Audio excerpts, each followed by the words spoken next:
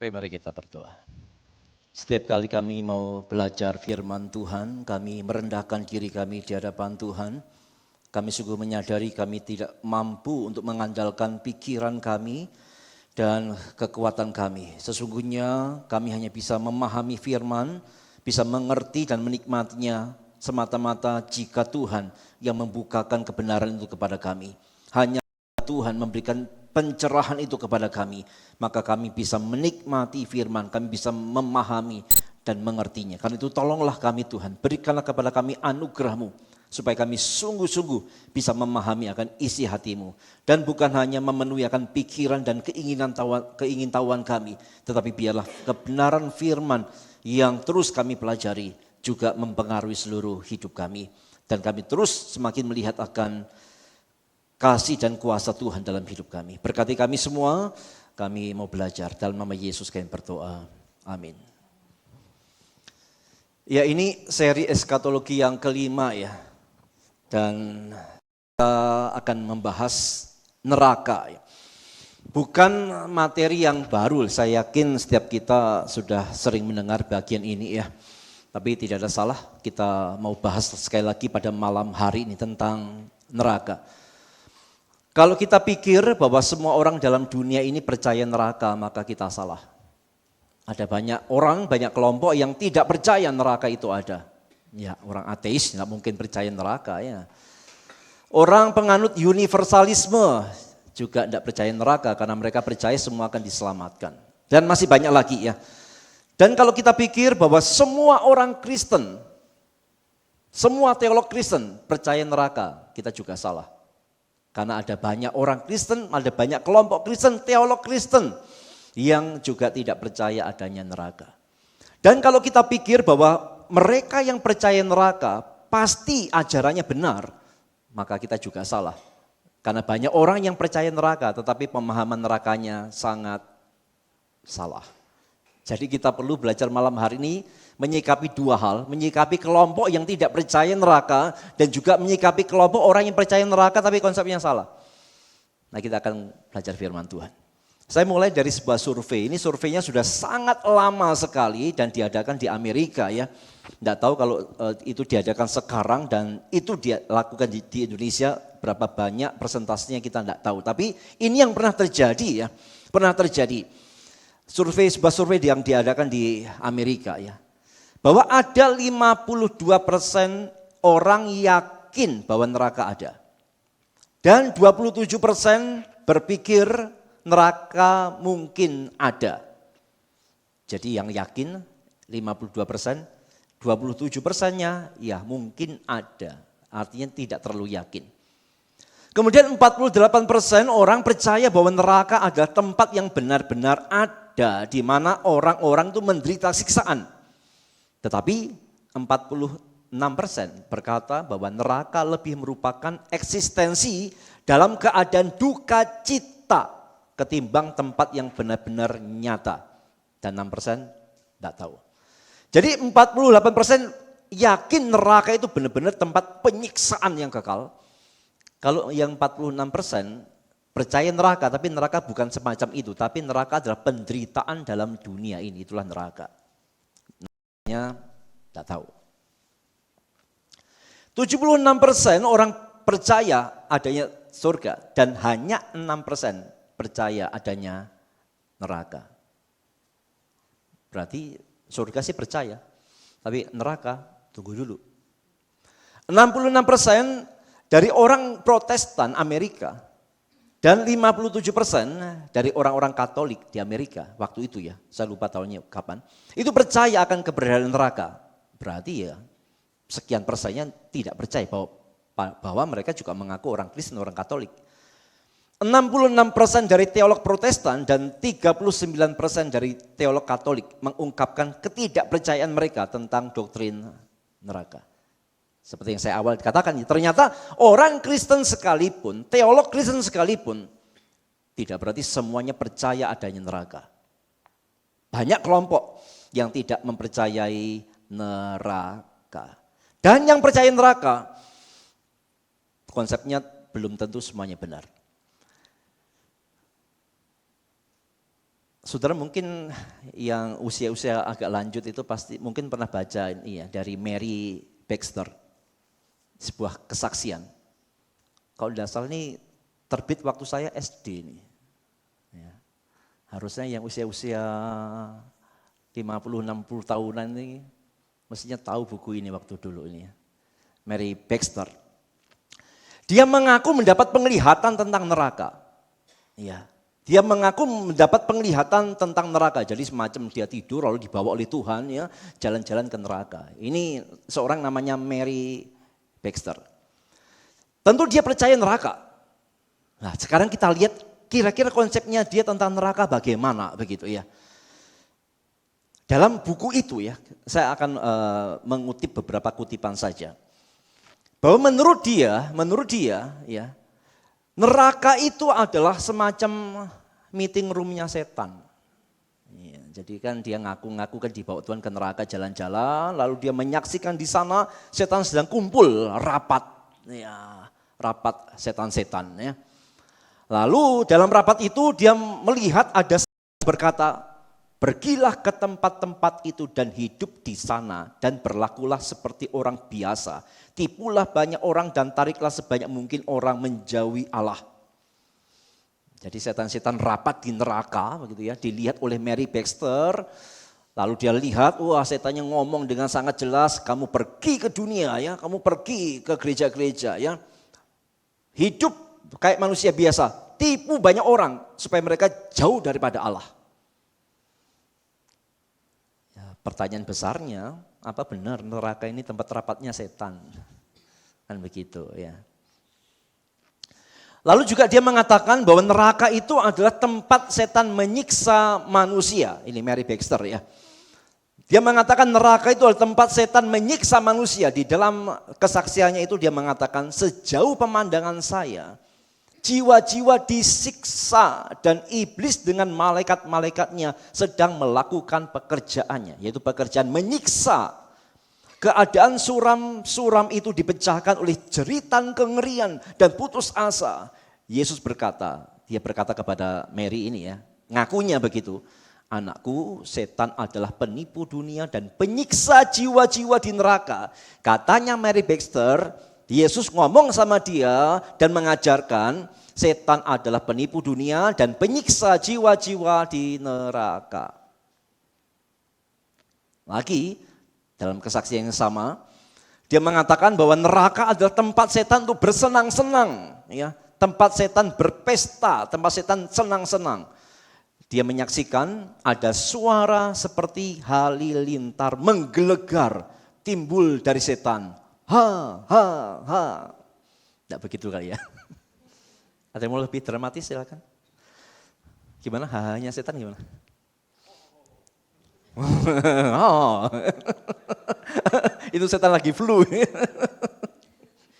Kata setan, ambillah kerajaanmu jika kau sanggup. Kemudian ada suatu kekuatan yang tak terlihat yang menghempaskan wanita itu ke tanah. Kau akan tetap melayaniku di sini. Setan tertawa ketika wanita itu mencoba untuk berdiri. Ia menjerit kesakitan waktu daging terus-menerus dicapik-capik oleh hantu-hantu. Hantu-hantu, roh-roh jahat itu tertawa-tawa selagi setan berpindah dari satu sel ke sel lain menyiksa mereka yang ada di dalamnya. Jadi menurut Mary Baxter, neraka adalah tempat setan bersenang-senang. Apa senang-senangnya setan? Nyiksain orang. Pindah dari sel satu, bosan, pindah ke sel lain. Ya, terus semacam itu. Itu adalah ajaran dari Mary Baxter tentang neraka. Dia percaya neraka tapi mengajarkan neraka yang model begitu. Dan dia menyaksikan bahwa pada waktu itu di neraka sudah ada tubuh orang yang disiksa. Sudah ada tubuh orang yang disiksa. Dalam kesaksian dia mengatakan sesosok tengkorak wanita yang berselimutkan asap kotor berwarna. Ditempeli beberapa potong daging yang sudah meleleh terbakar. Berjatuhan ke bawah dan berbau busuk. Tidak ada rambut di kepalanya dan pandangan matanya kosong. Api mulai membakar kakinya dan kemudian melahap seluruh tubuhnya. Wah. Mengerikan gambaran-gambarannya yang dia tuliskan tuh ya, sosok tengkorak ya. Kemudian tempeli potongan daging yang meleleh. Waduh nih ya. Kita bayangin apa kalau begitu ya, kalimat-kalimat begini ya. Jadi menurut dia di neraka waktu itu sudah ada tubuh orang yang disiksa. Ini adalah ajaran dari seorang namanya Mary Baxter yang percaya ada neraka, tapi mengajarkan neraka yang model begini. Bahwa neraka adalah meeting roomnya setan, neraka tempat setan menyiksa, tempat setan bersenang-senang, dan di sana waktu itu sudah ada tubuh manusia yang disiksa. Perhatikan poin-poin itu. Ya, kata simpulkan kalau begitu apakah ini benar neraka, yang benar-benar neraka? Ini ajaran yang salah. Ini ajaran yang salah. Nanti kita akan lihat kesalahannya waktu pembahasan tentang yang benar ya.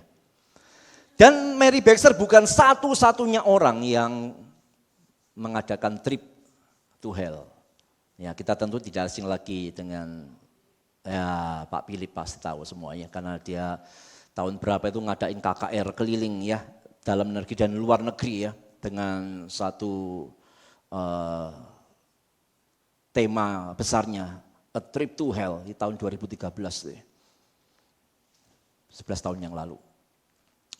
Apa yang dia saksikan mirip sama Mary Baxter. Coba saudara pikir ya, kalau benar-benar dua-dua ini dari Tuhan, apa yang Tuhan sampai kasih penglihatan 2 kali dengan 2 orang, kalau pesannya sama. Jadi Mary Baxter bukan satu-satunya ya.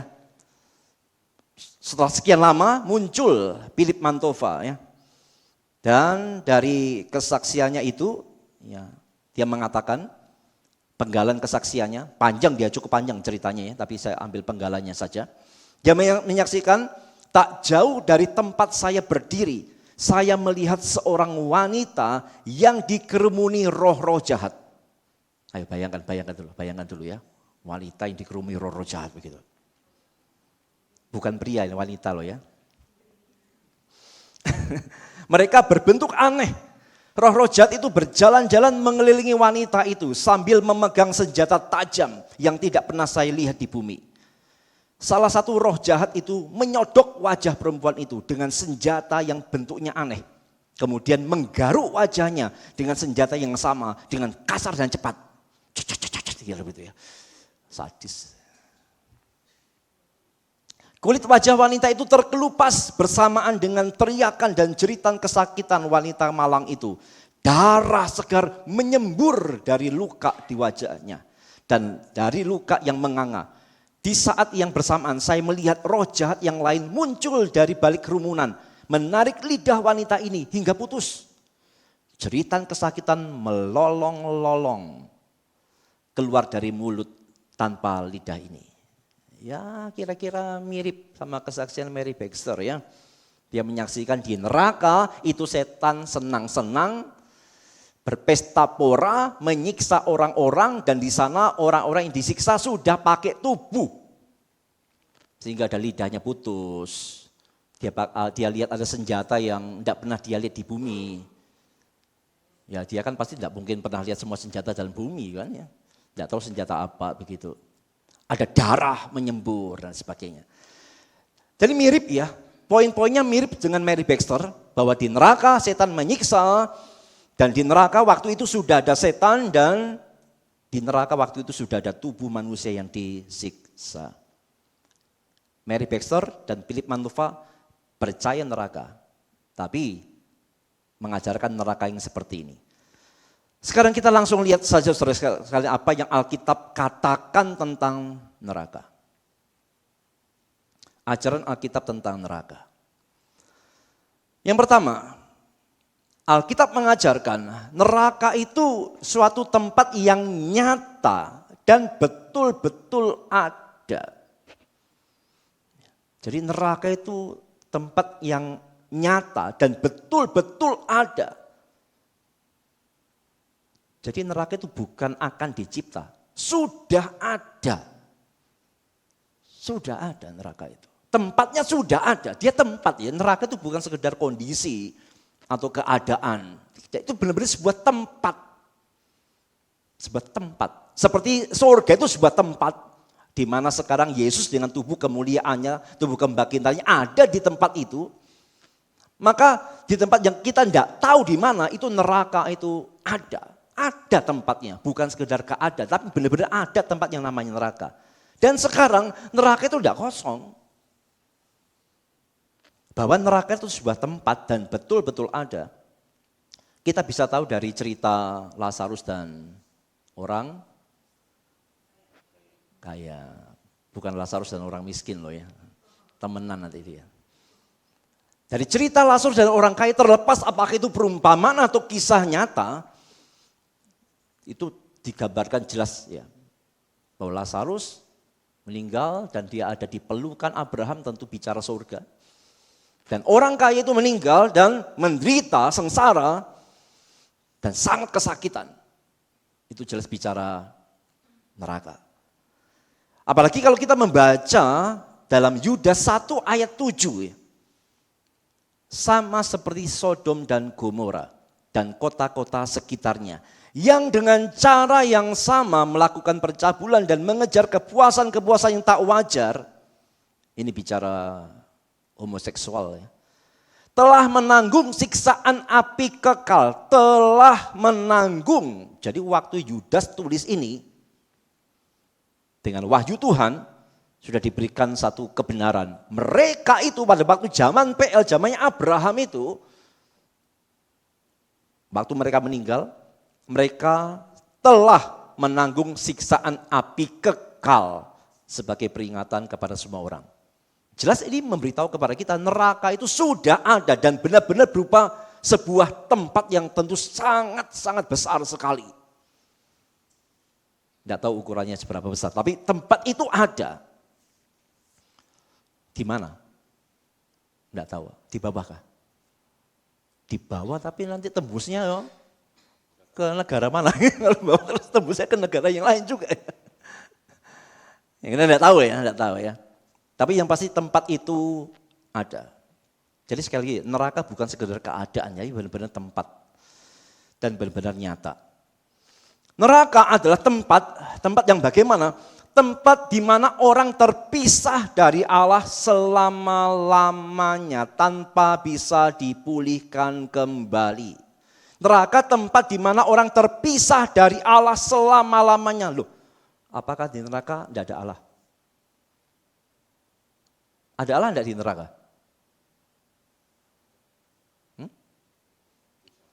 Ada enggak? Betul sekali. Kalau kita ngomong tidak ada, wah berarti dia tidak maha ada. Ya, pasti dia ada.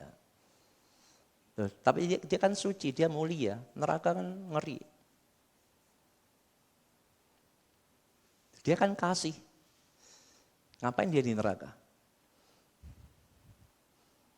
Allah maha ada, tapi keberadaannya di tempat satu dan di tempat yang lain itu bisa berbicara hal yang berbeda.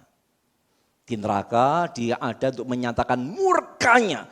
Jadi ketika di sini dikatakan bahwa neraka adalah tempat di mana orang terpisah dari Allah, itu bukan terpisah secara tempat tidak, tapi terpisah relasi dan tidak bisa dipulihkan kembali. Tidak ada lagi anugerah. Di dunia ini orang yang tidak percaya pun masih terima anugerah umum toh. Masih nikmati matahari yang sama, hujan yang sama, bulan bintang yang sama. Tapi nanti kalau sudah di neraka, dia menerima murka Allah total. Total, murka dicurahkan semua. Kalau sekarang murka Allah belum dicurahkan semua bagi orang-orang yang tidak percaya. Yohanes mencatat mereka baru ada di bawah murka Allah. Jadi murka Allah baru ada di atas ya, membayang-bayangi terus bagi orang yang tidak percaya masih hidup. Tapi nanti kalau sudah meninggal, maka murka itu benar-benar dinyatakan. Apalagi nanti waktu Yesus datang kedua kali itu benar-benar dinyatakan total. Bagi mereka yang menolak akan keselamatan dalam Kristus Yesus. Ya, menolak akan sang juru selamat, maka tidak bisa tidak mereka menanggung sendiri hukumannya. Maka di sanalah manusia akan terpisah dari Allah selama-lamanya, terpisah dari relasi, terpisah dari persekutuan selama-lamanya tanpa bisa dipulihkan kembali. Neraka bukan tempat rehabilitasi. Neraka itu tempat penghukuman kekal. Ya. Dalam 2 Tesalonika 1 ayat 9. Mereka ini akan menjalani hukuman kebinasaan selama-lamanya. Dijauhkan dari hadirat Tuhan dan dari kemuliaan kekuatannya. Ya, benar-benar mengalami satu kegelapan yang paling gelap sebagai simbolnya nantinya. Yang berikutnya, neraka itu sebuah tempat penyiksaan. Tapi benar-benar tempat penyiksaan. Tempat orang menderita yang luar biasa hebatnya. Ya, sekali lagi, neraka itu tempat penyiksaan dan penderitaan yang ada di sana itu sangat luar biasa hebatnya. Ini semua ajaran Alkitab loh ya. Kita lihat dalam kisah orang kaya dan Lazarus itu ya. Orang kaya itu juga mati lalu dikubur. Dan sementara ia menderita sengsara di alam maut. Ini bicara neraka. Lalu ia memandang ke atas dan dari jauh dilihatnya Abraham dan Lazarus duduk di pangkuannya. Lalu ia berseru katanya, Bapak Abraham, kasihanilah aku, suruhlah Lazarus supaya ia mencelupkan ujung jarinya ke dalam air dan menyejukkan lidahku sebab aku sangat kesakitan dalam nyala api ini. Tetapi Abraham berkata, anak, ingatlah bahwa engkau telah menerima segala yang baik sewaktu hidupmu, sedangkan Lazarus segala yang buruk sekarang ia mendapat hiburan dan engkau sangat menderita. Ini gambaran neraka yang memang diajarkan Alkitab, saudara ya. Jadi orang kaya itu yang masuk ke sana, dia benar-benar menderita dengan sangat luar biasa. Dari mana kita tahu dia menderita dengan sangat luar biasa? Dibandingkan dengan apa yang dia minta. Apa yang dia minta? Lazarus nyelupin ujung jari. Bukan minta segelas air loh, setetes. Karena bagi dia itu setetes itu sudah sangat dia butuhkan. Artinya penderitaan di sana itu sudah sangat hebat. Sehingga bagi dia setetes air itu begitu berharga sekali. Dia tidak minta 1 gelas, 1 galon. Nah, minta 1 tetes. Saking dibandingkan dengan penderitaan yang begitu mengerikan di neraka itu. Betapa hebatnya penderitaan dan penyiksaan itu digambarkan juga dengan simbol-simbol tentang neraka. Ada 3 simbol utama dari neraka ya, yang Alkitab catat. Yang pertama api. Itu ayatnya sangat banyak, saudara kalau mau baca sendiri ya. Dan ini yang paling kita akrab ya. Kalau bicara neraka kita ingatnya api. Api. Dan ini memang simbol. Jadi kalau kita ditanya, kira-kira di neraka benar-benar ada api atau enggak ya? Jawabannya adalah, tak tahu. Betul, kita enggak tahu. Tapi penderitaannya itu seperti dibakar api. Seperti dibakar api. Yang biasa masak, kena wajan dikit aja, watung. Udah melepuh ya, Sil. Baru kena korek api ya, mau nyalain ulang tahun, nyalain korek, waduh panas. Baru nyerempet itu, udah panas, sakit. Ini di neraka itu benar-benar penggambaran penderitaannya itu seperti dibakar, sekujur tubuhnya dibakar dengan api yang tidak padam-padam dan dirinya tidak mati-mati. Malah bisa bayangkan ya betapa luar biasanya penyiksaan dan penderitaan di dalam neraka itu ya. Gambaran penderitaannya seperti siksa api. Seluruh tubuh seperti dibakar oleh api yang tak padam-padam dan tubuhnya tidak mati-mati. Juga simbol yang lain yang mungkin kita kurang akrab tentang neraka itu adalah disimbolkan seperti ulat-ulat bangkai. Seperti penyiksaan dari ulat-ulat bangkai. Mungkin saudara pernah tahu orang yang sakit terbaring di tempat tidur, dan dia sudah tidak bisa sama sekali, tidak balik kanan, tidak balik kiri, serong pun tidak. Jadi benar-benar cuma ya terbaring terus. Apa yang terjadi lama-kelamaan? Biasanya orang seperti itu sudah tinggal minta mati biasanya. Saking sakitnya itu, luka-luka itu sudah mulai ada ulat-ulat yang menggerogoti gitu ya. Itu ulat-ulat bangkai semacam itu ya. Orang yang hidup aja dikena begitu sudah minta mati saking sakitnya. Nah, penyiksaan di neraka seperti siksa ulat-ulat bangkai ini, saudara ya. Seperti tubuh itu dimakani ulat bangkai, ulatnya tidak mati-mati, tubuhnya tidak habis-habis. Dan tidak ada jedanya, tidak ada istirahatnya. Penyiksaannya semacam itu ya. Disimbolkan seperti itu. Juga simbol yang ketiga adalah kegelapan yang paling gelap. Kegelapan yang paling gelap. Itu pun merupakan simbol dari neraka ya. Kegelapan yang paling gelap. Di Roma dulu itu ada penjara bawah tanah. Yang sangat dalam di bawah. Sampai tidak ada satu titik cahaya pun. Jadi penjahat-penjahat kelas berat begitu ya. Salah satu opsi hukumannya adalah ya masuk ke penjara yang semacam itu.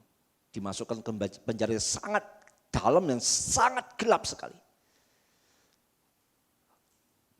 Orang yang dihukum semacam itu cuma punya dua kemungkinan saja. Pertama dia mati, kalau dia masih hidup gila. Karena memang dalam kondisi gelap yang paling gelap itu benar-benar menyiksa orang, menyiksa orang. Kita aja baru mati lampu yang belum gelap, yang paling gelap aja sudah gelisah ya, aduh ndak enak begitu ya. Bukan, iya sih tidak ada AC ya.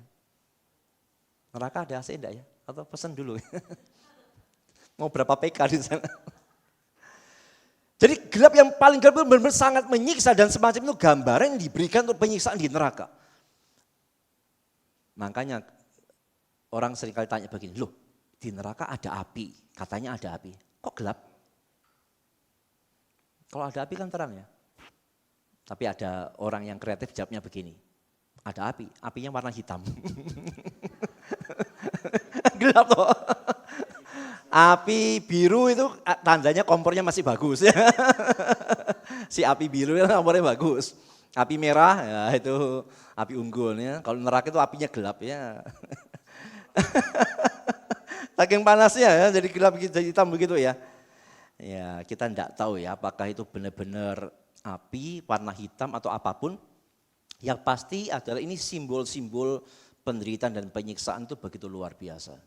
Disimbolkan penderitaannya seperti orang dibakar sekujur tubuhnya dengan api yang begitu panas yang tidak mati-mati apinya, orangnya juga tidak mati-mati. Seperti ulat bangkai yang siksa dirinya, ulatnya tidak mati-mati, orangnya juga tidak mati-mati.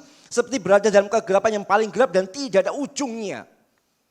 Menderita, pokoknya sudahlah menderita semenderita-menderitanya di sana. Tentang hal ini Charles Spurgeon mengatakan begini, carilah juru selamat yang sejati dan janganlah puas sampai engkau memiliki dia.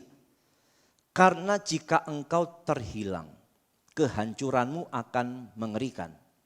Oh lautan itu, pernahkah engkau membaca kata-kata akan dilemparkan ke dalam lautan api yang adalah kematian yang kedua? Lautan api dan jiwa-jiwa dilemparkan ke dalamnya. Gambaran ini mengerikan. Ah, kata seseorang, itu kan merupakan suatu gambaran. Simbol aja kok. Ya, aku tahu itu. Itu gambaran. Dan suatu kiasan hanyalah merupakan bayangan dari kenyataannya. Jadi, jika bayangannya adalah lautan api, bagaimana kenyataannya? Maksudnya seperti begini loh. Dia kan cerita neraka itu orang disiksa. Maka ada orang ngomong, itu kan cuma api, itu kan gambaran saja, simbol saja. Maka Spurgeon mengatakan, betul itu simbol. Tapi pikirkan, simbolnya aja sudah begitu mengerikan. Apalagi kenyataannya. Jadi jika bayangannya adalah lautan api, bagaimana kenyataannya? Jika kita hampir tidak tahan untuk memikirkan ulat yang tidak pernah mati. Dan api yang tidak pernah terpadamkan. Dan tentang lautan dengan gelombang apinya yang mendidih, yang menghantam jiwa-jiwa, yang tidak bisa mati dan tanpa harapan. Bagaimana kira-kira kenyataan dari neraka? Penggambaran Alkitab merupakan suatu perendahan terhadap kebodohan kita. Kalau kita mengatakan, cuma simbol kok. Pernyataan sebagian dari misteri yang tidak bisa diukur. Tetapi jika ini begitu mengerikan, bagaimana kenyataannya? Para pendengarku, kata Spurgeon, janganlah janganlah menggusarkan dan mencobai Allahmu. Janganlah mengabaikan keselamatan yang besar, karena jika engkau melakukannya, engkau tidak akan lolos. Ini memang seruan untuk percaya ya. Tapi dengan satu kesadaran, penderitaan di neraka itu mengerikan loh. Janganlah kau masuk di sana. Percaya kepada Yesus. Mungkin kalau Spurgeon masih hidup di Indonesia ya, dengan KKR begini, mungkin ada kelompok yang langsung protes. Itu Injil egois itu, orang cuma pengen selamat dari neraka itu apa itu, PI kok begitu. Apa itu PI kok cuma orang supaya masuk surga, supaya tidak ke neraka, Injil apa itu. Lalu Spurgeon ini loh, pangeran khotbah, pengkhotbah besar. Cerita neraka, kamu jangan masuk neraka loh. Percayalah Yesus. Kalau kamu tidak percaya Yesus, kamu masuk neraka, kamu binasa. Apakah Injil semacam, PI semacam itu salah? Apakah PI semacam itu kemudian adalah satu Injil yang egois? Jadi orang sekedar tidak pengen neraka dan pengen surga aja. Bahwa neraka itu ada dan hukumannya ada, itu ajaran Alkitab. Bahwa surga ada, itu ajaran Alkitab. Bahwa Yesus mati untuk menggantikan hukuman neraka kita, itu ajaran Alkitab. Bahwa yang percaya tidak binasa dan mendapat hidup yang kekal, itu ajaran Alkitab. Lalu apa salahnya pemberitaan Injil dengan mengatakan neraka tempat penyiksaan, kalau kamu tidak percaya Yesus, kamu masuk ke sana. Apa salahnya? Bisakah kita PI tanpa menyinggung dosa, neraka, dan surga? Gimana PI-nya? Percaya Yesus supaya kamu bisa memuliakan Yesus. Percaya Yesus supaya kamu mengasihi Yesus. Bagaimana kita bisa merasakan kasih Yesus tanpa kita tahu karyanya menyelamatkan kita dari neraka? Bagaimana kita bisa mencintai Yesus dan mengagumi karya keselamatannya tanpa mengetahui bahwa Yesus datang untuk menanggung hukuman neraka bagi kita? Bagaimana kita bisa sangat bersyukur kalau kita tidak menyadari bahwa kita harusnya masuk neraka dan karena Yesus akhirnya kita dibawa ke surga. Nah, kadang-kadang terlalu kritis ya kelompok-kelompok yang semacam gitu ya. Spurgeon sendiri mengkhotbahkan semacam itu. Neraka itu begitu mengerikan. Kalau kamu tidak percaya Yesus, kamu binasa. Percayalah. Memang itu bukan endingnya. Tapi itu panggilan keselamatannya di sana. Setelah orang diselamatkan, barulah nanti Roh Kudus bekerja untuk menyadarkan, wah betapa luar biasanya Tuhan ya. Kalau bukan karena Tuhan aku sudah di neraka. Tapi karena Tuhan sudah tanggung hukuman nerakaku, maka aku bisa diselamatkan. Oh Tuhan begitu baik, Tuhan begitu kasih, aku mengasihinya.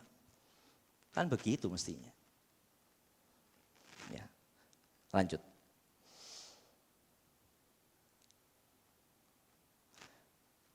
Neraka adalah tempat penyiksaan, penderitaan yang bersifat kekal, tanpa ada akhir, atau pengurangan atau istirahat dari hukuman tersebut. Yang pertama tadi, yang sebelumnya tadi kita sudah melihat neraka itu tempat penderitaan yang hebat, yang sangat hebat. Bagian ini menambahkan bukan hanya tempat penyiksaan yang hebat, tapi juga kekal. Artinya selama-lamanya. Begitu masuk sana, maka akan selama-lamanya di sana. Tidak ada akhirnya. Bisa bayangkan ya. Kalau orang itu sakit, waktu itu rasanya berjalan lama. Coba tanya orang-orang di rumah sakit. Hari apa ini? Oh, kok masih lama ya? Beda kalau orang lagi seneng ya. Waduh, kok cepet ya? Harinya kok rasa cepet ya? Perasaan senang dengan perasaan susah itu mempengaruhi rasa lamanya waktu. Kalau hatinya lagi senang, rasanya waktunya cepet. Tapi kalau hati lagi susah, lagi menderita itu rasanya waktunya lama sekali. Orang di neraka semacam itu. Dan tanpa akhir. Kekal. Tanpa akhir, tanpa pengurangan hukuman. Kalau di Indonesia masih ada remisi ya. Orang masuk penjara masih ada remisi. Ada hari raya dapat pengurangan lagi. Ya, sudah jalankan 2/3 bisa ngajuin.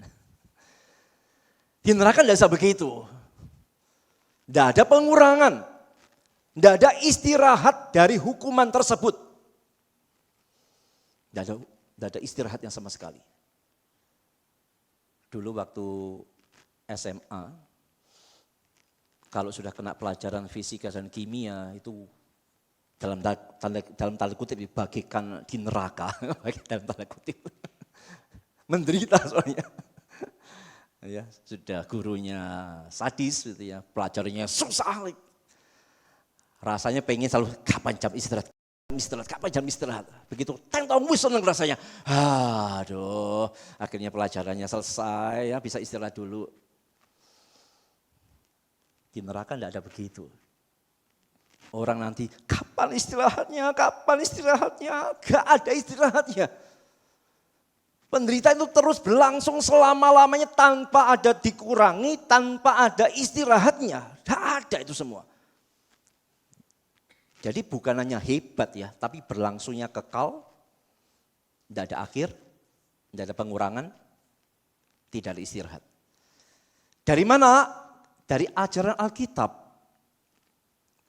Berulang kali dikatakan ayat-ayat semacam ini. Apinya itu tak terpadamkan. Apinya itu kekal, siksaannya itu kekal, siang malam tidak berhenti-hentinya, siang malam sampai selamanya, ulat-ulatnya tidak akan mati. Ini kalimat-kalimat Alkitab semua ini ngomong begini. Tak terpadamkan, kekal, tak henti-hentinya, selama-lamanya tidak akan mati. Ini jelas menandakan hebatnya hukuman plus ditambah dengan kekalnya itu menjadikan neraka benar-benar tempat yang luar biasa mengerikan. Orang kaya tidak bisa nyebrang ke surga. Ya. Karena ada jurang yang tak terseberang, itu gambaran tentang kekekalan penderitaan di sana, saudara. Kalau tadi dari Spurgeon, sekarang dari Jonathan Edwards. Ini adalah murka yang kekal. Ini adalah petikan khotbahnya dia yang terkenal ya. Khotbahnya yang berjudul Orang Berdosa di Tangan Allah yang Murka. Ya. Dalam khotbah itu, ceritanya khotbah itu bukan khotbah yang berapi-api sebenarnya. Waktu Jonathan Edwards itu mengkhotbahkan KKR di hadapan begitu banyak orang, dia bukan seperti KKR orang yang berapi-api. Dia baca aja. Teks khotbahnya dibaca.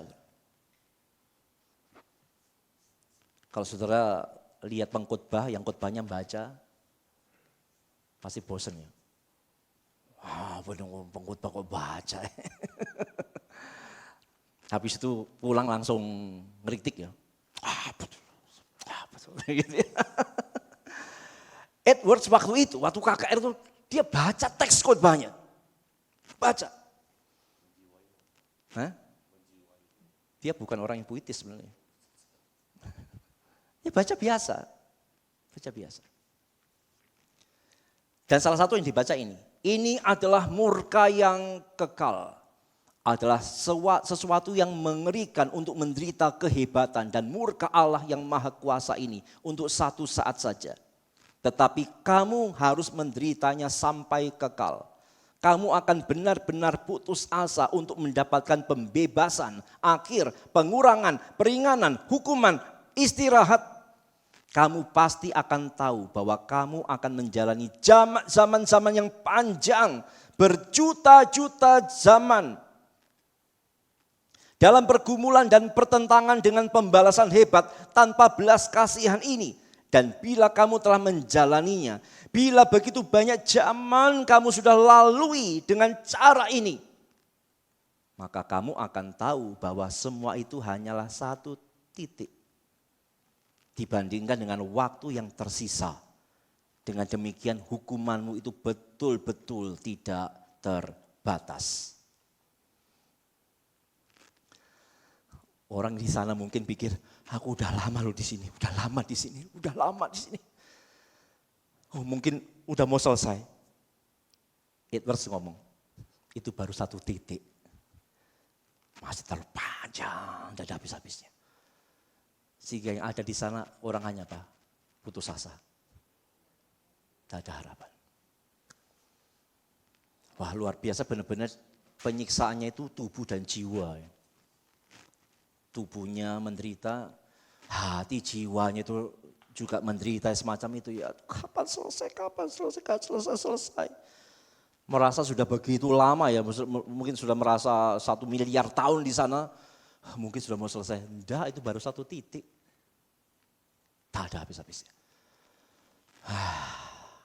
Mengerikan di sana. Ya, itu gambaran tentang neraka di mana tempat penderitaan yang hebat dan berlangsung kekal. Kalau neraka itu tempat penderitaannya hebat, tapi tidak kekal. Tidak terlalu mengerikan. Karena orang bisa mengatakan, toh akhirnya selesai juga kan.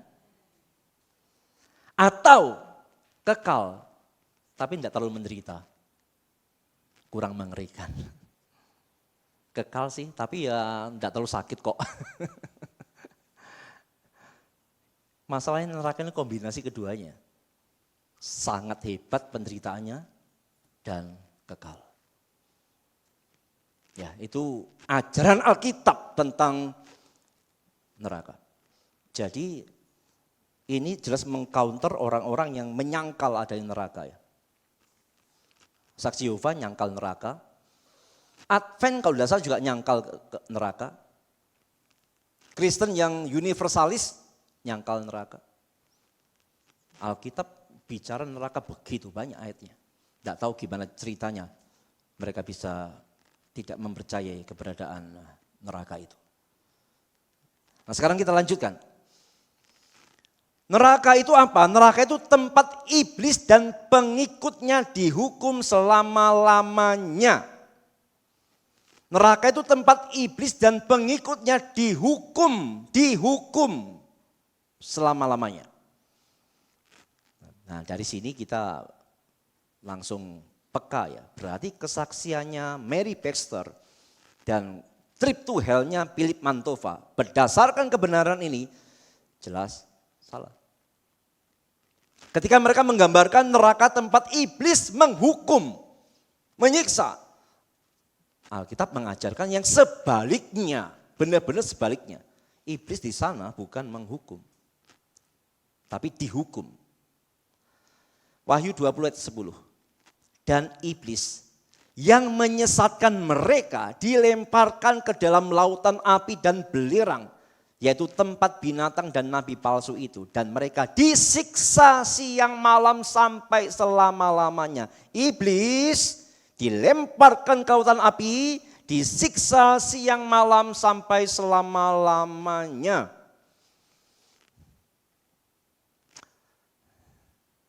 Dengan satu ayat ini ya kita langsung ngerti, salah itu berarti kesaksiannya ya.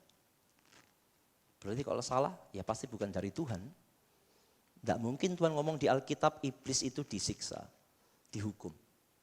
Lalu Tuhan kasih penglihatan ke Mary dan Philip, Setan itu penyiksa manusia. Loh, aduh. Gak mungkin. Ya, jadi saya yakin kesaksian itu pasti 1000% pasti bukan dari Tuhan, pasti. Karena dengan satu ayat ini saja sudah sangat berbeda. Mereka menyaksikan iblis menyiksa, Alkitab menyaksikan iblis disiksa. Sangat beda banget, sangat beda banget. Bahkan bukan hanya pernyataan Tuhan, iblis pun, setan pun tahu bahwa mereka itu akan disiksa. Matius 8 ayat 29. Dan mereka itu pun berteriak katanya, apa urusanmu dengan kami hai anak Allah? Adakah engkau kemari untuk menyiksa kami sebelum waktunya? Ini setan lagi ngomong sama Yesus. Yesus, ngapain kamu kesini? Apakah kamu akan menyiksa kami sebelum waktunya? Berarti setan pun sadar, dia tahu persis bahwa nantinya dia akan disiksa. Cuma hari itu belum waktunya, maka dia tanya sama Yesus, kan kami belum waktunya, ngapain kamu kesini? Setan pun sadar dan tahu, ngerti. Kalau ulangan pasti dapat 100 juga dia. Bahwa dia di sana di neraka itu dia disiksa, dia ngerti banget kok. Ya maka jelas ya, apa yang disaksikan Mary dan Philip pasti salah. Setannya aja sadar akan disiksa kok, masa di sana dia menyiksa. Ya. Jadi saudara-saudara kalau kita lagi-lagi dengar kesaksian, dengar orang cerita ya, di neraka itu setan menyiksa, ingatlah kedua ayat ini. Dan katakanlah itu pasti salah. Setan di neraka itu bukan menyiksa, tapi disiksa. Dan dalam Matius ini ketika setan mengatakan sebelum waktunya, berarti sekarang setan belum ada di neraka, bos. Setan pun sadar itu, mereka belum di neraka. Karena belum waktunya, waktunya kapan? Waktu itu nanti di Wahyu 20 ayat 10 tadi itu. Mereka yang terakhir dilemparkan ke neraka, terakhir mereka. Kloter terakhir setannya. Jadi kalau Mary dan Pak Philip menyaksikan waktu itu setan sudah ada di sana, itu double kesalahannya. Mengatakan setan menyiksa sudah salah, mengatakan di neraka sudah ada setan itu pun salah. Alkitab ngomong belum ada setan di neraka, belum ada. Di mana sekarang dia? Oh, kamu sih. Temen ya? Belum ada di sana, setannya sendiri ngomong loh, belum waktunya. Ya, jadi kesaksian yang mengatakan setan menyiksa di neraka itu double kesalahannya ya. Nyiksa sudah salah, sudah ada di sana juga salah. Belum. Mereka kloter terakhir dilemparkan ke sana, saudara. Ya.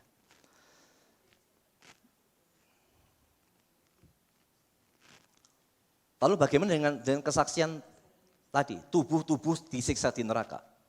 Ya pasti salah loh.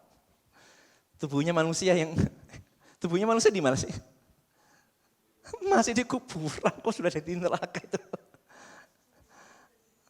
Udah dimakan cacing, dimakan ikan, ikannya dimakan orang.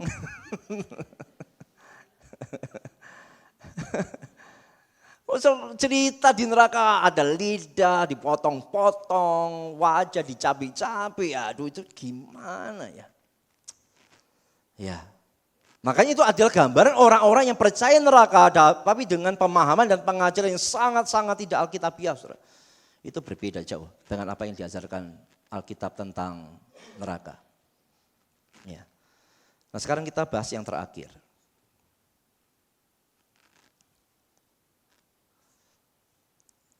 Satu-satunya keberatan orang yang menolak neraka, tahu enggak apa satu-satunya keberatannya?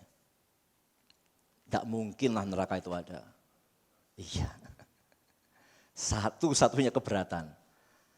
Allah itu kasih, enggak mungkin lah dia cipta neraka. Enggak mungkin lah dia hukum manusia di neraka, apalagi sampai selama-lamanya, enggak mungkin lah. Allah itu kasih kok. Amin saudara-saudara, amin. Jadi mereka yang menolak neraka menganggap kita yang percaya neraka tidak percaya Allah itu maha kasih. Nah sekarang bagaimana kita menjelaskannya? Secara gampang ya jawabannya tahu ya. Allah bukan hanya maha kasih, dia maha adil, selesai. Tapi mari kita memperkaya lagi jawabnya. Kata-kata dari Ellen Cole. Tidak ada orang yang pernah berbicara tentang neraka dengan kata-kata yang lebih keras daripada anak Allah yang penuh kasih. Tidak ada orang yang berbicara tentang neraka dengan kata-kata yang keras daripada Yesus yang penuh kasih. Jadi kelompok yang mengatakan tidak mungkin ada neraka karena Allah itu maha kasih. Faktanya Yesus itu maha kasih, tidak ada yang meragukan itu. Termasuk mereka yang menolak neraka. Mereka percaya Yesus maha kasih. Yesus yang maha kasih ini faktanya dalam Alkitab dia berbicara tentang neraka dengan paling keras. Faktanya begitu. Kalau perasaannya kan mana mungkin lah Yesus kan sama orang sakit aja dia penuh belas kasihan kok. Sama orang lapar aja dia suruh murid-murid cari roti kok. Tidak mungkin lah Yesus mengajarkan neraka. Itu kalau orang lebih mempertahankan perasaannya daripada kata Alkitab. Ya. Faktanya Alkitab berbicara, Alkitab membuktikan, bukan survei, tapi Alkitab membuktikan. Yesus berbicara tentang neraka paling keras di dalam Alkitab. Dan tidak ada orang yang meragukan akan kasihnya ya, hatinya yang penuh belas kasihan itu. Ya. Dari mana kita tahu? Kata yang diterjemahkan sebagai neraka selain Hades itu adalah Gehenna. Gehenna. Nah kata Gehenna itu dalam perjanjian baru cuma muncul 12 kali. 11 kalinya dipakai siapa? Yesus. Makanya Ellen Cole ngomong, tidak ada pribadi yang berbicara tentang neraka lebih keras, lebih kuat daripada Yesus. Apakah Yesus tidak maha kasih? Wah, dia yang penuh dengan belas kasihan kok. Tapi pribadi yang kasih yang semacam itu adalah pribadi yang mengajarkan neraka dengan sangat kuat sekali. Bayangkan loh, 12 kata Gehenna, 11-nya dipakai oleh Yesus. Jadi alangkah tidak masuk akalnya kelompok-kelompok, apakah itu saksi Yehova atau Advent atau universalis yang lain sebagainya. Yang mengatakan Allah maha kasih, tidak mungkin lah ada neraka. Loh, Yesus loh. Yang mereka juga percaya hatinya penuh belas kasihan. Justru Alkitab menyatakan dia paling keras berbicara tentang neraka. Artinya apa? Neraka tidak bertentangan dengan Yesus yang kasih. Neraka tidak bertentangan dengan Yesus yang kasih. Justru bagi kita yang diselamatkan, neraka itu membuat kita merasakan kasih Yesus dengan lebih dalam. Coba kalau neraka tidak ada. Kita renungkan kasihnya Yesus. Dalam enggak?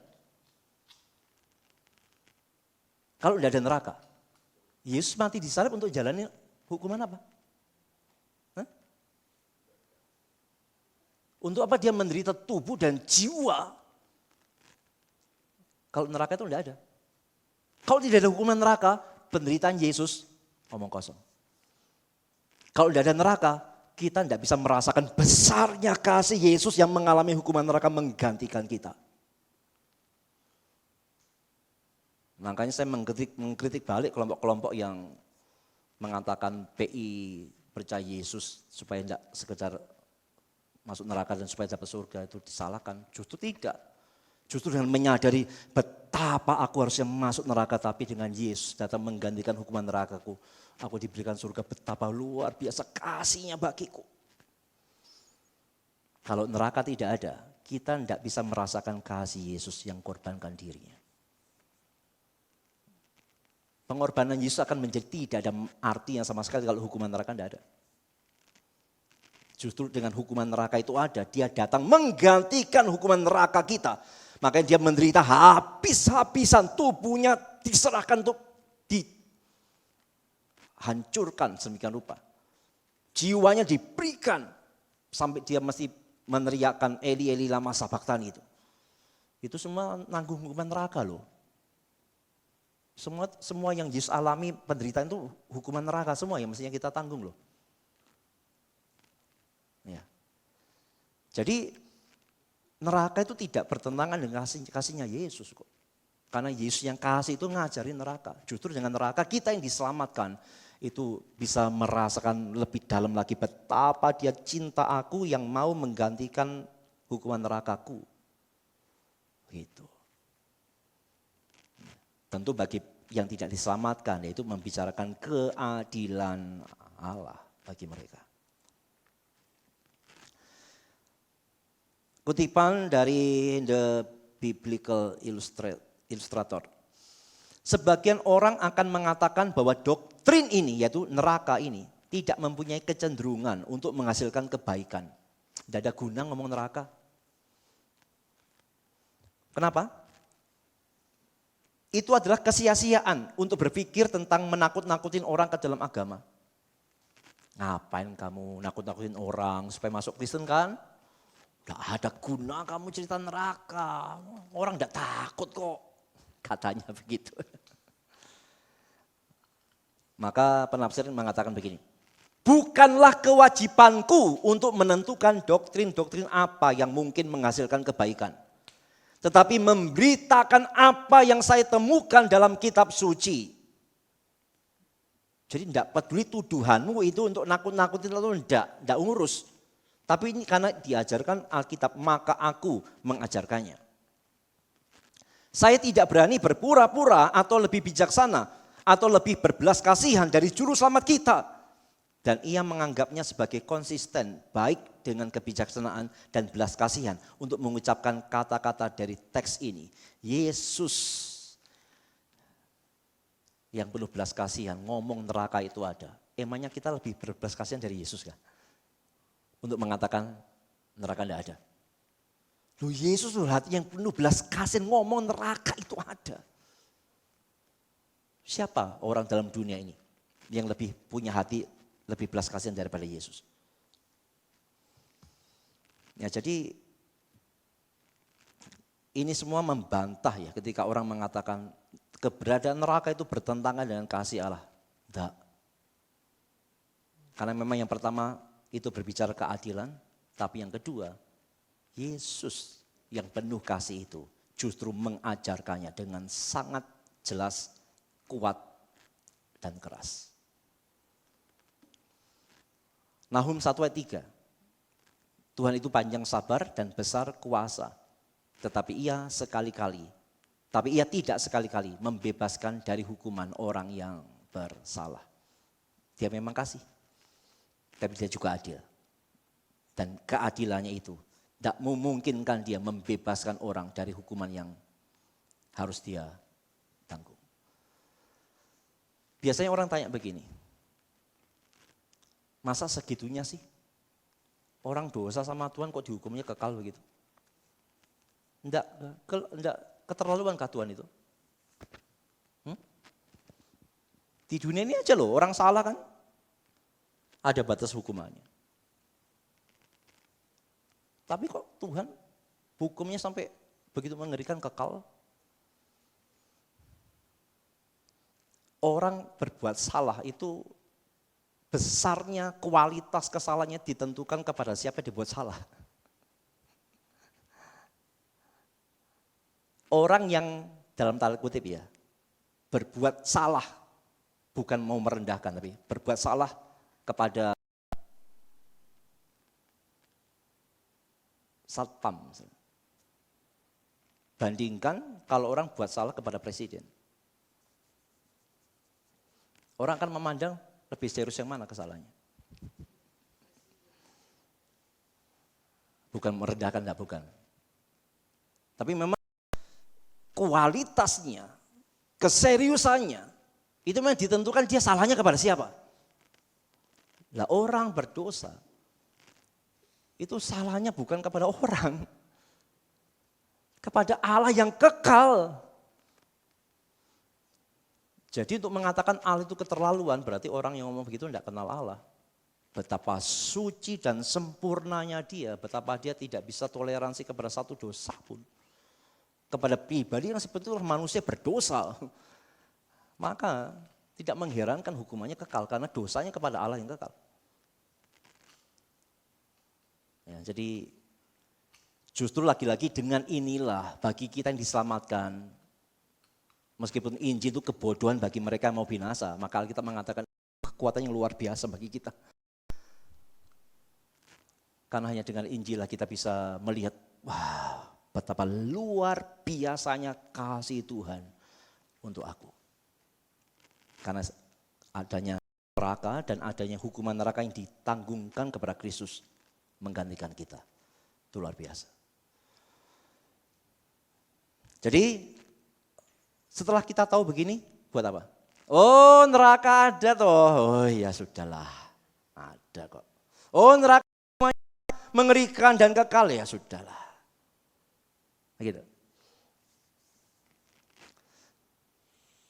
Kita baca sama-sama, saya tidak tuliskan di slide. Yudas ayat 22 dan 23. Kita baca sama-sama.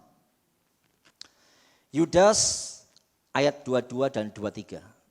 Jangan tanya pasalnya ya. Langsung ayatnya. Kenapa? Iya, pintar. Iya Pak, satu pasalnya. Yudas ayat 22 dan 23 kita baca sama-sama. Tunjukkanlah belas kasihan kepada mereka yang ragu-ragu. Dan selamatkanlah mereka dengan jalan merampas mereka dari api. Cukup situ. Dengan belajar tentang neraka, ya tentu tidak sekedar supaya kita tahu lalu kemudian bisa menjawab keberatan orang tentang neraka ya. Atau juga bisa menunjukkan kesalahan, kesaksian tentang neraka. Tapi lebih daripada itu biar ini juga menggerakkan hati kita. Kalau neraka itu begitu mengerikan, maka tidak salah ketika Yudas ngomong, menyelamatkan orang dari neraka itu seperti merampas mereka dari api. Ini sesuatu yang memang, ya kalau kita bicara 4 kotak itu, 4 jendela itu, ini urgent dan apa? Penting dan urgent. Penting dan urgent apa sih? Genting dan penting. Ya. Penting dan genting ya. Karena ada penting yang tidak genting, ada genting yang tidak penting ya.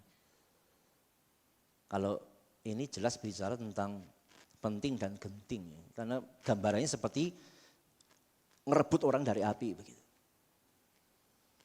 Tapi sebelum ke situ, ya kita dulu. Sudah yakin enggak bebas dari api itu? Sebelum bagaimana kita bisa punya belas kasihan untuk orang lain yang belum diselamatkan, kalau kita sendiri belum. Nah, hati kita enggak mungkin ada belas kasihan loh, kita enggak ngalamin. Jadi kita sendiri harus lebih dulu mengalami keselamatan dalam Kristus. Ya. Ingat, semua penderitaan Yesus, setiap detil penderitaannya, apakah itu jasmani dan rohani, itu sedang menanggung hukuman neraka menggantikan kita. Maka percaya kepada Dia itu benar adanya bahwa kita pasti selamat. Karena Dia gantikan kita. Pertanyaan, sudahkah kita sungguh-sungguh percaya? Sudahkah sungguh-sungguh percaya dan menerima penggantian itu? Kalau kita sudah sungguh-sungguh percaya dan menerima penggantian itu, kita pasti akan diberikan hati yang punya belas kasih kepada yang belum percaya.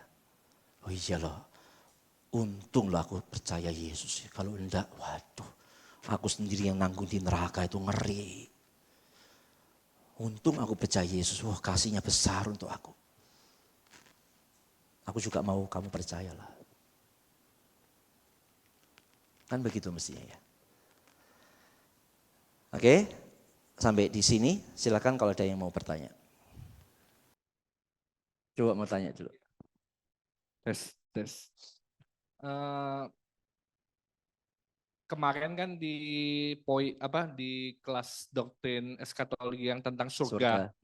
Itu ada dua pandangan ya Musa ya. Yang dari kekristenan yang ada tempat sementara dan yang langsung.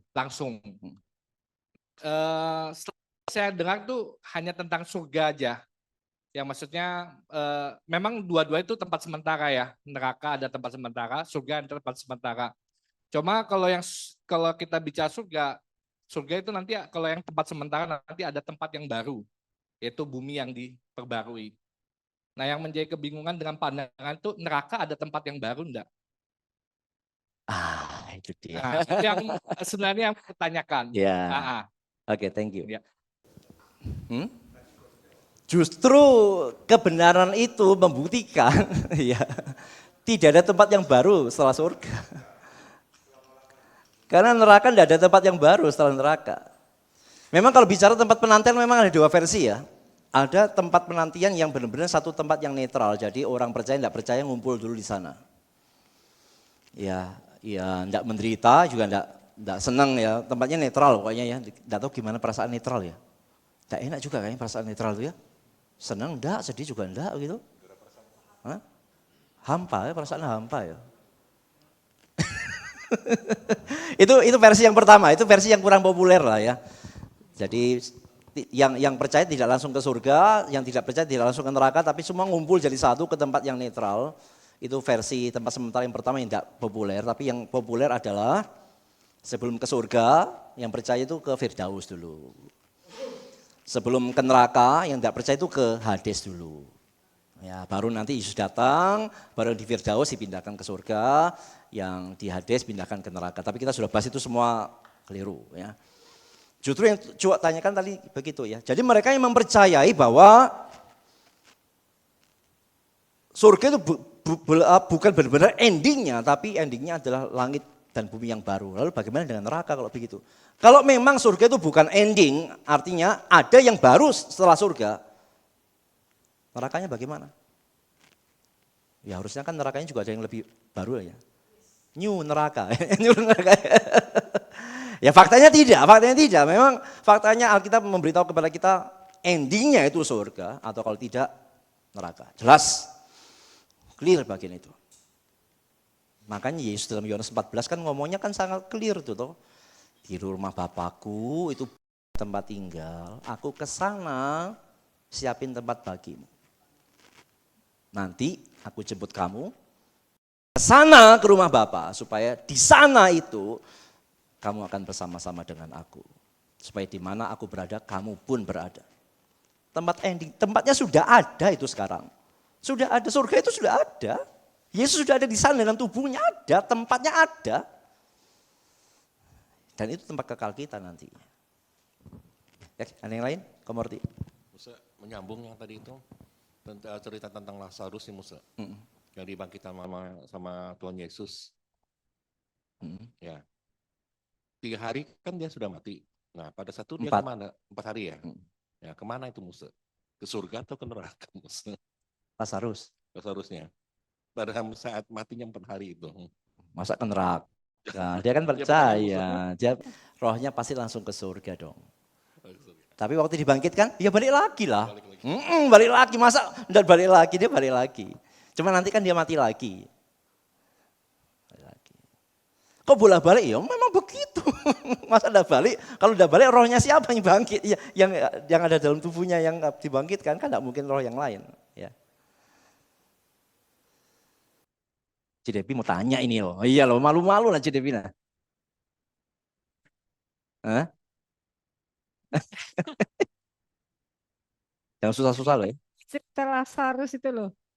Kok bisa yang orang kaya itu minta sama Tuhan, suruh Lazarus celupkan jarinya. Berarti surga sama neraka itu berapa jauh sih? Katanya sih jaraknya 30 cm. Itu neraka, surga ya. Iman di akal saja. Dengan iman yang mengandalkan kan jaraknya 30 cm. Ya memang itu satu perdebatan ya. Ya dua pandangan itu. Apakah kisah itu benar-benar real atau itu perumpamaan? Cuma kalau perumpamaan, enggak pernah perumpamaan itu pakai nama orang sedetail itu. Cuma kalau real tadi pertanyaannya, loh kok bisa ngomong-ngomong sih? Masing-masing ada keberatannya. Tapi untuk yang bagian ini, orang yang punya pandangan bahwa itu kisah yang nyata, mengatakan itu Tuhan izinkan dalam penglihatan. Bukan berarti karena jaraknya dekat ya, enggak, itu dalam penglihatan. Seperti penglihatannya Yohanes tuh. Yohanes kan lihat surga, lihat apa. Jadi kejadian itu nyata tapi dalam bentuk penglihatan. Bukan benar-benar antara satu tempat dengan tempat yang lain, enggak, tapi dalam penglihatan. Gitu. Ya. Tadi ada yang tanya tadi.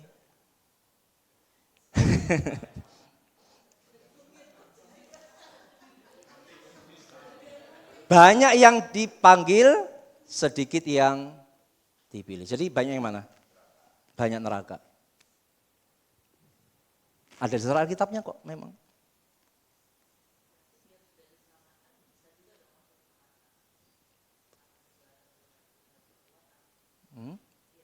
Tak sudah diselamatkan tapi bisa masuk neraka. Berarti tidak selamat dong. Coba pakai nik. Enggak usah. Oh, enggak usah.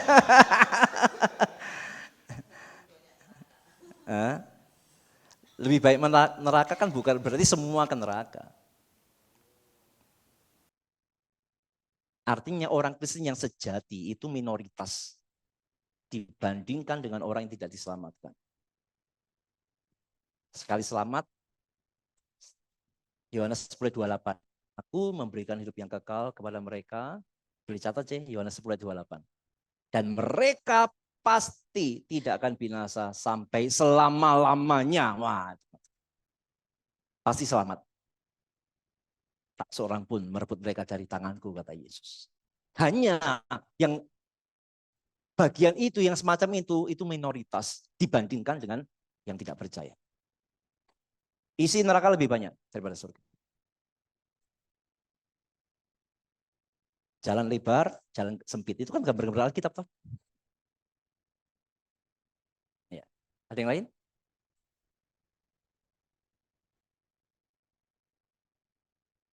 Nyimpang dikit, dikit-dikit boleh lah nyimpang. Lebih 6. Ya.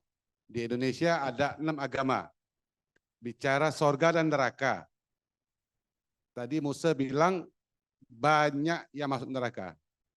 Sorga dan neraka di agama sebelah, apakah sama kita? Itu aja, terima kasih. Kalau surga sudah kita bahas yang lalu, ternyata banyak tidak samanya. Kalau neraka sama-sama tempat penghukuman, tapi detailnya tidak tahu karena saya belum pelajari.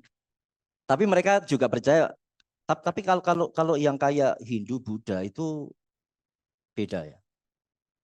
Tapi kalau Islam masih bicara penderitaan, penyiksaan. Tapi kalau Hindu, Buddha sudah bicara berbeda lagi. Menurut saya enggak sama. Enggak sama. Mereka kan konsepnya reinkarnasi ya. Jadi kalau belum sampai moksa ya terus putar-putar terus itu. Terus bagi mereka itulah hanya. Bukan bicara neraka yang seperti kita, memang beda. Tapi kalau Islam ya sama-sama tempat penyiksaan meskipun mungkin detailnya gitu kok kira-kira jawaban singkatnya ya.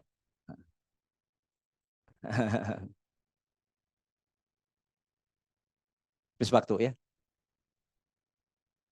Koyanto lihat-lihat.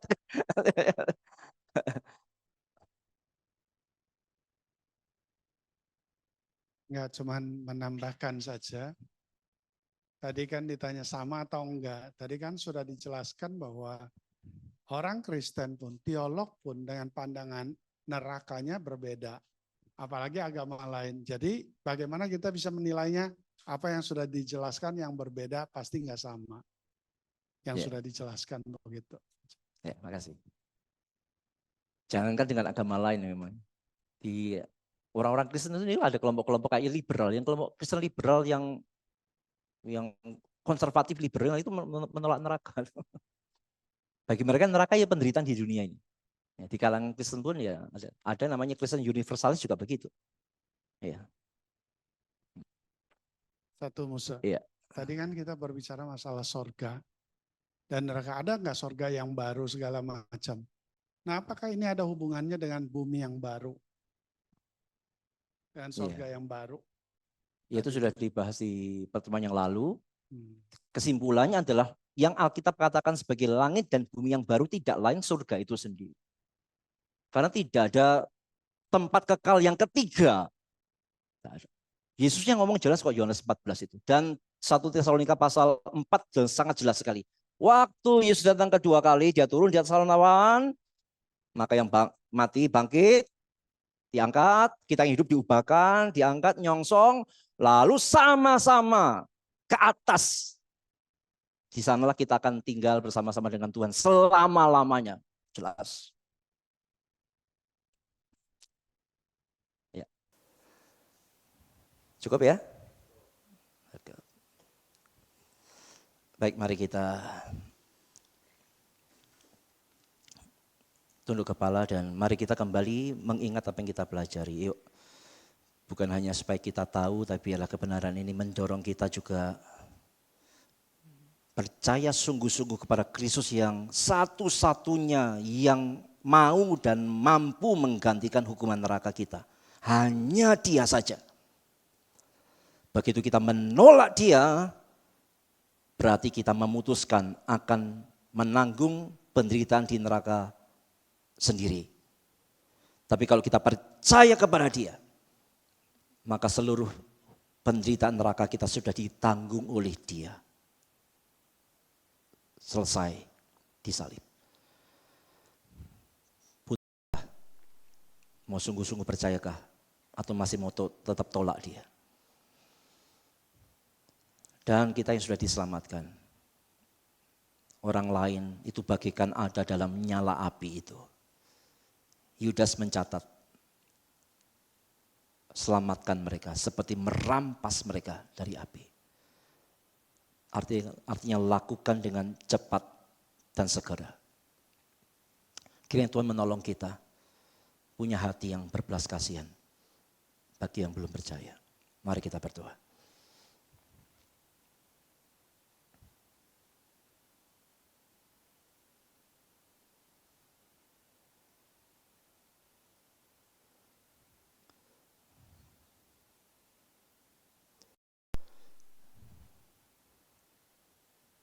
Tuhan Yesus, betapa besar kasih-Mu bagi kami. Sampai Engkau mau menanggung hukuman neraka yang begitu mengerikan melalui penderitaan-Mu, baik tubuh maupun jiwa-Mu.